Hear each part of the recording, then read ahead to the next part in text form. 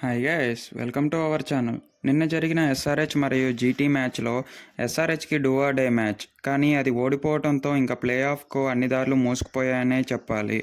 పోయిన సంవత్సరం ఫైనల్స్కి వెళ్ళిన ఎస్ఆర్హెచ్ ఇప్పుడు కేవలం 10 మ్యాచ్ల్లో 7 మ్యాచ్లు ఓడిపోయి 3 గెలిచి ప్లే ఆఫ్ స్థానానికి కొట్టుమిట్టులాడుతూ ఉండిపోయింది. దీనికి కారణం సరైన బౌలర్లు లేరు అని నెటిజన్లు అంటున్నారు.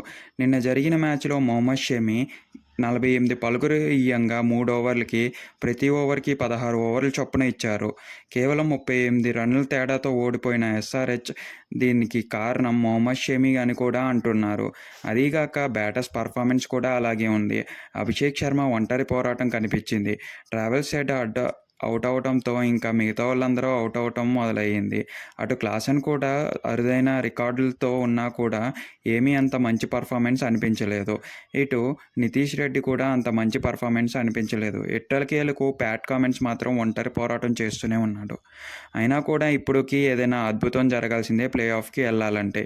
ఇంకా చూడాల్సి ఉంది రిమైనింగ్ మ్యాచెస్ ఎలా ఉందో. అఫీషియల్గా అయితే నిర్ధారణ రాలేదు కానీ బట్ ఎస్ఆర్హెచ్కి మాత్రం చాలా అంటే చాలా తక్కువ ఛాన్సెస్ అయితే వచ్చాయని అయితే చెప్పుకోవాలి.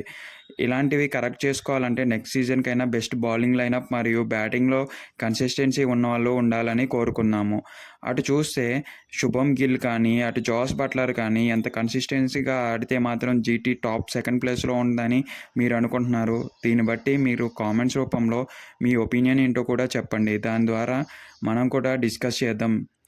ఇంకా మన ఛానల్ నచ్చినట్టయితే లైక్ చేసి సబ్స్క్రైబ్ చేసుకోవడం మాత్రం మనకంటూ హెల్త్ వెబ్సైట్ ఒకటి ఉందండి, ఇది విజిట్ చేసేసేయండి. అండ్ మన వాట్సాప్ కమ్యూనిటీలో జాయిన్ అయిపోయి కింద ఉన్న టెలిగ్రామ్ గ్రూప్లో కూడా జాయిన్ అయిపోండి.